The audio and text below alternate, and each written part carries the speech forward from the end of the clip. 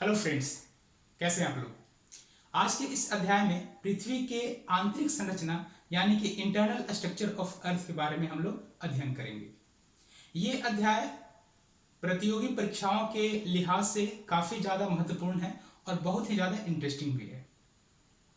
तो चलिए शुरू करते हैं इंटरनल स्ट्रक्चर यानी कि पृथ्वी की आंतरिक संरचना के बारे में।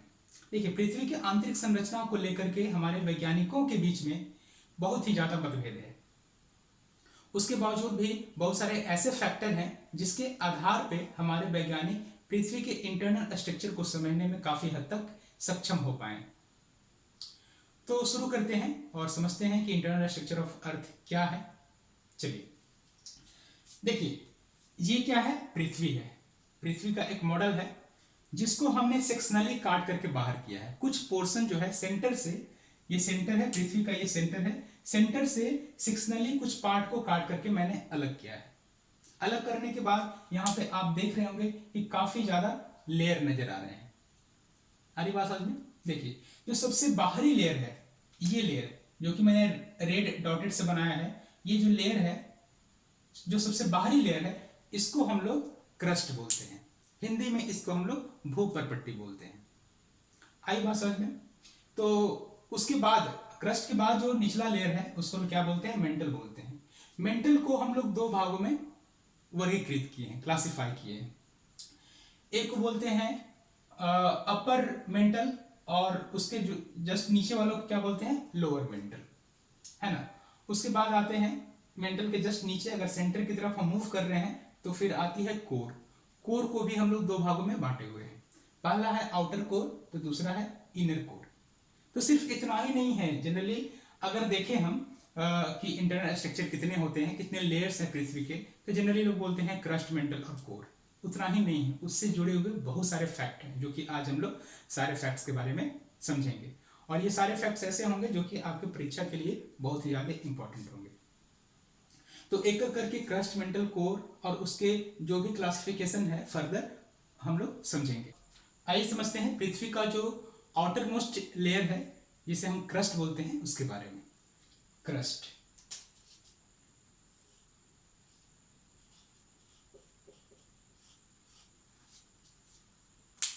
अगर हम इसकी थिकनेस की बात करें, तो पृथ्वी के सरफेस से लेकर के ये जो थिकनेस है, ये कितना है, ये 40 किलोमीटर है। इसका थिकनेस कितना है, थिकनेस कितना है, 40 किलोमीटर। जिस तरह से मैं लिख रहा हूं फैक्ट को, आप भी उसी तरह से लिखते जाइए। अगर हम इसकी टेम्परेचर की बात करें, देखिए एक लेयर हम बनाते हैं क्रस्ट का। ये मान लेते हैं कि क्या है, आपका क्रस्ट है। ये क्या है, आपका क्रस्ट है, ठीक है। तो ये तो हो गया आपका पृथ्वी का सरफेस, ये सरफेस हो गया। और यहां पे ये जो डिस्टेंस होगा ये लगभग में 40 किलोमीटर होगा। मतलब कि यहां से यहां तक लेकर के कितना डिस्टेंस है, 40 किलोमीटर। अगर हम टेम्परेचर की बात करें तो इस जगह पे जो टेम्परेचर होता है कितना होता है, 870 डिग्री सेल्सियस। आगे बात समझ में। इसके बारे में और कुछ समझते हैं, जैसे कि यहाँ का जो डेंसिटी होता है बहुत ही कम होता है। जितना भी आपको लेयर दिख रहा है क्रस्ट, मेंटल, कोर का जो भी लेयर है, तो सबसे कम डेंसिटी कहाँ का होता है, क्रस्ट का होता है। और यहाँ पे प्रेशर भी बहुत कम होता है, यहाँ पे प्रेशर भी क्या होता है, कम होता है। अगर डेंसिटी की बात करते हैं, तो यहाँ पे जो डेंसिटी होगा इसका, ये होगा 2.7 kg पर सेंटीमीटर क्यूब, है ना। कितना होगा, 2.7 kg पर सेंटीमीटर क्यूब। अगर वॉल्यूम की बात करें तो टोटल जो वॉल्यूम है पृथ्वी का, उसका मात्र 0.5% जो वॉल्यूम है वो क्रस्ट कंटेन करता है। आई बात समझ में। टेम्परेचर आप समझ गए 870 डिग्री सेल्सियस, आप थिकनेस समझ गए 40 किलोमीटर। तो ये काफ़ी इंपॉर्टेंट फैक्ट्स है जो कि आपके एग्जामिनेशन में पूछे जा सकते हैं। उसके बाद और समझते हैं, ये जो आपका क्रस्ट है ये बेसिकली बेसाल्ट चट्टानों से बना हुआ है। किससे बना हुआ है? बेसाल्ट चट्टानों से। यहाँ पे मुख्य रूप से ऑक्सीजन जो एलिमेंट है बहुतायत रूप में पाई जाती है। इसके अलावा सिलिकॉन पाया जाता है, एल्युमिनियम पाया जाता है और कुछ अमाउंट तक मैग्नीशियम भी पाया जाता है। क्या क्या परसेंटेज है सभी एलिमेंट के बारे में समझते हैं। देखिए, अगर हम ऑक्सीजन की बात करें, ऑक्सीजन की बात करें तो ये लगभग में 47% ऑक्सीजन यहाँ पाया जाता है। उसके बाद किसकी मात्रा है? सिलिकॉन की। सिलिकॉन का जो है ये 28% है। फिर आते हैं एल्युमिनियम। एल्युमिनियम जो है ये लगभग में 9% यहाँ पे पाया जाती है। तो आप कह सकते हैं कि सबसे ज्यादा कौन सा एलिमेंट पाया जाता है अर्थ क्रस्ट में? वो है ऑक्सीजन। और कितना है? 47%। आज बात समझे? देखिए, यहाँ पे आप ऐसे याद कर सकते हैं, सिलिकॉन एल्युमिनियम, सियाल इसको हम लोग बोलते हैं। इस पार्ट में क्या क्या पाया जाता है? सियाल पाया जाता है और सीमा भी पाया जाता है। सीमा क्या पाया जाता है? सीमा मतलब कि सियाल क्या बोलते हैं? सिलिकॉन एल्युमिनियम, एस आई से सिलिकॉन, एल से एल्युमिनियम और यहाँ पे सिलिकॉन और एम ए से मैग्नीशियम। सियाल और सीमा, तो ये आप याद कर लीजिएगा। मुख्यतः जनरली सियाल लोग बोलते हैं कि सियाल जो है ना, मतलब ऐसा फैक्ट है कि सियाल जो है ना क्रस्ट में पाया जाता है। उसके बाद सीमा जो है मेंटल में पाया जाता है। फिर नीफे है जो कि कोर में पाया जाता है। हम लोग एक एक करके सब चीज़ के बारे में समझेंगे। तो आप मुख्य रूप से याद रखिएगा कि जो क्रस्ट है वहाँ पे सिलिकॉन और एल्युमिनियम ऑक्सीजन के बाद बहुतायत रूप में पाया जाता है। अब आगे चलते हैं और समझते हैं मेंटल के बारे में।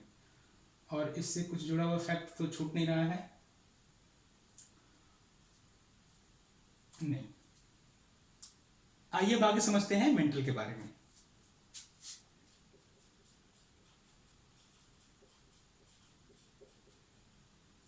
देखिए, अगर हम मेंटल की थिकनेस कुछ इस तरह से बनाएं,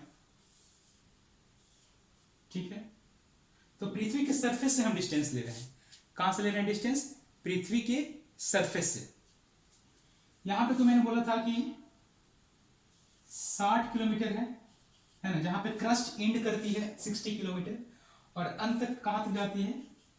2890 किलोमीटर। और मैंने ये भी बताया कि मेंटल को दो भाग में बांटा गया है।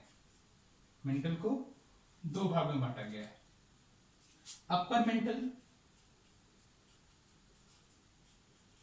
अपर मेंटल और दूसरा लोअर मेंटल, लोअर मेंटल। ठीक है, देखिए, तो इसके बीच में एक पार्टीशन लाइन होगा जो कि अपर मेंटल, यू एम मतलब क्या होगा? अपर मेंटल, और एल एम मतलब लोअर मेंटल। ये दोनों को अलग करेगा। जो दोनों को जो बीच में पार्टिसिपेट कर रहा है, ये जो डिस्टेंस है पृथ्वी के सरफेस से, वो कितना है? ये 660, कितना होगा? 660 किलोमीटर। अगर हम टेम्परेचर की बात करें तो इस जगह पे टेम्परेचर जो होगा 870, जहां पे क्रस्ट एंड होता था 870, और इस जगह पे जो टेम्परेचर होगा 25 और 37, ये होगा 25 2500 और ये 3700। इतना डिग्री सेल्सियस में जो भी मैं लिख रहा हूँ टेम्परेचर में, ये क्या है? सभी डिग्री सेल्सियस में है। ये हो गया टेम्परेचर का रेंज और ये हो गया आपका डिस्टेंस का रेंज। अगर हम वॉल्यूम की बात करें, अगर हम वॉल्यूम की बात करें तो टोटल पृथ्वी का ये 83% वॉल्यूम कंसिस्ट करता है। कितना करता है? 83% वॉल्यूम ये कंसिस्ट करता है। इसमें एलिमेंट कौन कौन से पाए जाते हैं? इसमें सिलिकॉन और मैग्नीशियम मुख्य रूप से पाए जाते हैं। क्या क्या पाए जाते हैं? सिलिकॉन और मैग्नीशियम, सिलिकॉन और मैग्नीशियम, दो एलिमेंट मुख्य रूप से यहाँ पे पाए जाते हैं। ये जो पोर्शन है अर्थ का, ये भी बेसाल्ट चट्टानों से मिलकर के बना हुआ है। अगर हम इसकी डेंसिटी की बात करें तो इसका जो डेंसिटी होगा, डेंसिटी ये लाई करेगा, यहाँ पे देखिए, शायद आपको देखिए चाहे नहीं, इसलिए मैं नीचे में लिख रहा हूँ। यहाँ दिख रहा है, चलिए छोड़िए, यहाँ पे नहीं लिखते, हम यहाँ पे लिखते हैं। अगर हम डेंसिटी की बात करें तो डेंसिटी यहाँ पे लाई करेगा कितना, 3.5 से लेकर के 5.5 ग्राम पर सेंटीमीटर क्यूब। अब समझते हैं कोर के बारे में। देखिए, कोर को भी हम लोग दो भागों में बांटे हुए हैं। पहला है आउटर कोर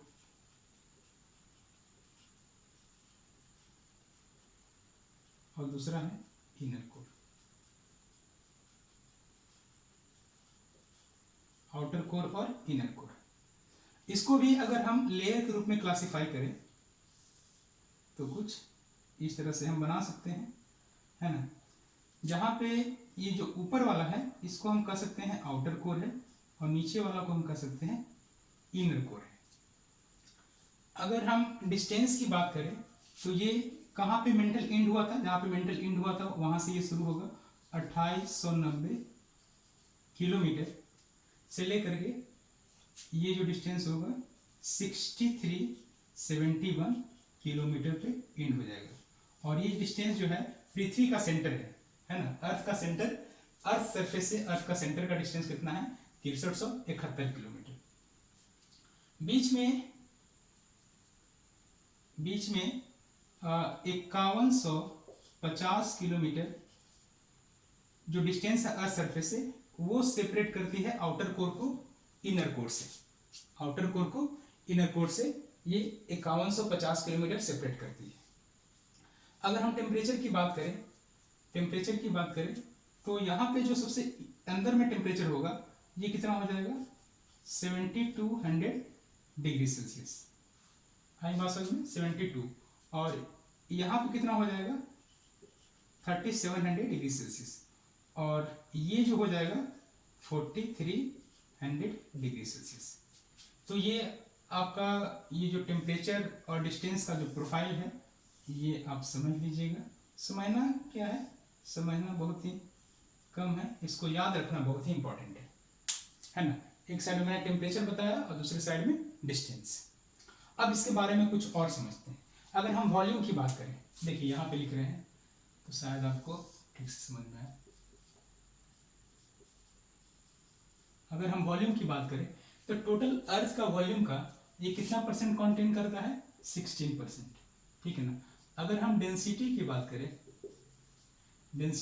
करें तो इसका डेंसिटी बहुत ही ज़्यादा है, ये लगभग में 13 ग्राम पर सेंटीमीटर क्यूब डेंसिटी कंसिस्ट करता है। यहाँ पे जो एलिमेंट पाया जाता है वो क्या पाया जाता है, नीफी इसको हम लोग बोलते हैं, ठीक है। Ni से क्या हो गया, निकेल, और Fe से क्या हो गया, फेरस। आई बात समझ में, निकेल और फेरस यहाँ पे पाया जाता है। देखिए ये जो कोर होता है ना, कोर जो होता है वो सॉलिड स्टेट में होता है। कोर किस स्टेट में होता है, सॉलिड स्टेट में। आपको ताजुब लग रहा होगा कि ये सॉलिड स्टेट में है, लेकिन ये बात फैक्ट है। ये जो कोर आपको दिख रहा है, इनर कोर और outer core, sorry inner core खास करके ये बेसिकली सॉलिड स्टेट में रहता है। देखिए आप ये सोच रहे हो कि सर यहाँ पे तो टेम्परेचर काफ़ी ज़्यादा होता है, लगभग में टेम्परेचर 7200 डिग्री सेल्सियस चला जाता है, उसके बावजूद भी ये सॉलिड स्टेट में क्यों है सॉरी। तो इसका कारण ये है कि किसी भी मैटर का जो स्टेट है वो सिर्फ टेम्परेचर के ऊपर डिपेंड नहीं करता है, वो प्रेशर के ऊपर भी डिपेंड करता है, ठीक है।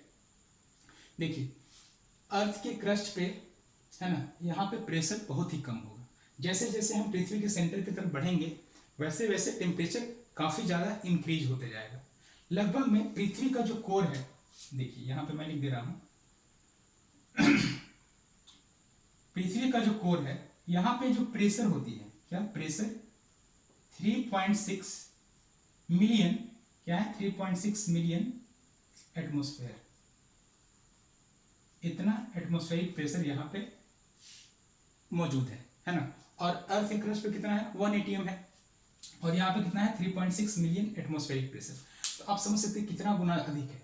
तो इतना हाई प्रेशर के चलते और हाई टेम्परेचर के चलते, हाई टेम्परेचर तो ऑब्वियसली रिस्पॉन्सिबल है कि लिक्विड में होनी चाहिए, लेकिन लिक्विड में नहीं है, सॉलिड स्टेट में है। उसका मेन कारण यही है कि यहाँ पे बहुत ही ज़्यादा प्रेशर एग्जिस्ट करता है, जिसके चलते होता क्या है कि आप किसी भी ऑब्जेक्ट को बहुत ज़्यादा कंप्रेस करेंगे, प्रेस करेंगे, ठीक है, तो क्या होगा, वो अपना स्टेट चेंज कर देगा, चाहे वो गैस हो, चाहे वो आपका लिक्विड है, वो किस में कन्वर्ट हो जाएगा, सॉलिड में कन्वर्ट होगा। और यही मेन कारण है कि जो पृथ्वी का इनर कोर है वो सॉलिड स्टेट में पाया जाता है। तो कुछ और फैक्ट के बारे में लोग समझते हैं। इसका जो पार्टीशन है आपको यहाँ पर दिख रहा है, ये पार्टीशन यानी कि इमेजिनरी बाउंड्री लाइन है। ये बेसिकली इसको ऐसा माना गया है कि ये दो जो क्रस्ट का लेयर, पृथ्वी का जो लेयर है उसको सेपरेट कर रहा है। तो इसका एक स्पेसिफिक नेम दिया गया है, वो नेम सिर्फ आपको याद रखना है ना। वो क्या याद रखना है, नेम याद रखना है। इस आप पिक्चर को ध्यान से देखिए यहाँ पे क्या है, सबसे आउटर लेयर जो पृथ्वी का है क्रस्ट है, और ये क्या है, अपर मेंटल है ना। मैंने बताया था कि मेंटल को भी दो भाग में क्लासिफाई करते हैं, अपर मेंटल और लोअर मेंटल, कोर को भी आउटर कोर और लोअर कोर। तो देखिए लोअर क्रस्ट, अगर हम इसको दो भाग में और डिवाइड करें, अपर क्रस्ट और लोअर क्रस्ट, तो लोअर क्रस्ट और अपर मेंटल के बीच का जो सेपरेशन लाइन है यानी कि बाउंड्री लाइन है, इसको हम लोग बोलते हैं मोहोरोविक डिसकंटिन्यूटी। मोहोरोविक डिसकंटिन्यूटी, डिसकंटिन्यूटी मतलब क्या कि अगर इसको हम हटा दें लेयर को तो ये कंटिन्यू क्रस्ट ही क्रस्ट रहता है, मतलब डिसकंटिन्यू कर रहा है, मतलब सेपरेट कर रहा है, इसलिए डिसकंटिन्यूटी लाइन उसको बोलते हैं। आप इसको आप डिसकंटिन्यूटी लाइन बोल सकते हैं, जो कि डिफरेंट लेयर ऑफ अर्थ को सेपरेट कर रहा है। तो लोअर क्रस्ट और अपर मेंटल क्या बोलते हैं, मोहोरोविक डिसकंटिन्यूटी। यहाँ पे लिखा हुआ है आपका किसको किसको कौन कौन सा दो लेयर को अलग कर रहा है। उसके बाद अपर मेंटल और लोअर मेंटल को जो सेपरेट करने वाला जो लाइन है उसको बोलते हैं रिपीटी डिसकंटिन्यूटी। अपर मेंटल और लोअर मेंटल को के बीच में जो इमेजिनरी लाइन है इसको लोग बोलते हैं रिपीटी डिसकंटिन्यूटी। उसी तरह से लोअर मेंटल और आउटर कोर के बीच में गुटेनबर्ग डिसकंटिन्यूटी, आउटर कोर और इनर कोर के बीच में लेमैन डिसकंटिन्यूटी। आई बात समझ में। तो ये नाम आपको याद रखनी है, ये हो सकता है कि आपके ऑब्जेक्टिव में प्रतियोगी परीक्षाओं में पूछ दे। तो उम्मीद करते हैं आपको ये सारा चीज समझ में आ गया होगा। और अगर हम डिस्टेंस और टेम्परेचर की बात करें तो यहाँ पे आते हैं देखिए हम अर्थ क्रस्ट को 0 किलोमीटर मानते हैं। क्या मानते हैं, 0 किलोमीटर। तो यहाँ पे डिस्टेंस की अगर बात करें तो ये कितना हो जाएगा, 40 या फिर कहीं कहीं पे ये 60 किलोमीटर भी लिखा जाता है, ठीक है।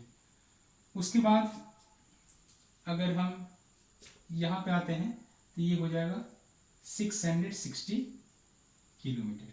नेक्स्ट की अगर हम बात करें तो ये जो डिस्टेंस होगा 2890 किलोमीटर।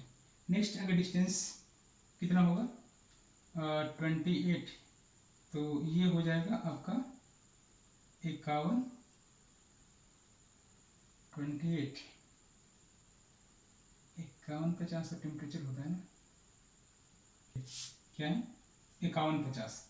उसके बाद ये जो डिस्टेंस आप लोग जानते हैं, यही जो डिस्टेंस होगा वो आपका पृथ्वी का रेडियस होगा, वो कितना होगा 6371 किलोमीटर। आई बात समझ में। अगर हम टेम्परेचर की बात करें तो यहाँ मान लेते हैं कि 0 डिग्री सेल्सियस है। उसके बाद यहाँ पे जो टेम्परेचर होता है, अच्छा टेम्परेचर यहीं पे लिख देते हैं, यहाँ पे इसके जस्ट नीचे वाला में लिख देते हैं। ये 0 डिग्री सेल्सियस यहाँ पे अगर मानते हैं तो यहाँ पे 870 डिग्री सेल्सियस हो जाएगा। नेक्स्ट ये आपका 2500 डिग्री सेल्सियस, ये हो जाएगा 3700 डिग्री सेल्सियस, ये हो जाएगा 4300 डिग्री सेल्सियस, और यहाँ पे जो टेम्परेचर होगा ये 7200 डिग्री सेल्सियस। तो ये टेम्परेचर और डिस्टेंस का प्रोफाइल मैंने यहाँ पे शो कर दिया है, आप लोग इसे याद रखिएगा। कुछ और हम इम्पोर्टेंट अर्थ के बारे में जानते हैं। देखिए अगर हम पृथ्वी के एवरेज डेंसिटी की बात करते हैं तो वो लगभग में 5.5 ग्राम पर सेंटीमीटर क्यूब होता है, ठीक है।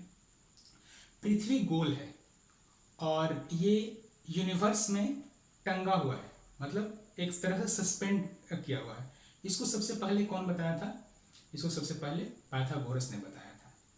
पृथ्वी एक नारंगी के शेप में है, इसको सबसे पहले न्यूटन्स ने बताया था। जेम्स जीन ने पृथ्वी को नारंगी के बजाय नाशपाती के रूप में बताया था। आई बात समझ में? पृथ्वी का जो आउटर सरफेस है, मतलब कि बाह्य जो भाग है, उसको 4 भागों में क्लासिफाई किया गया है। पहला लिथोस्फेयर, दूसरा हाइड्रोस्फेयर, तीसरा एटमॉस्फेयर और चौथा बायोस्फेयर। इन चारों के बारे में हम लोग आगे आने वाले अध्यायों में हम लोग पढ़ेंगे।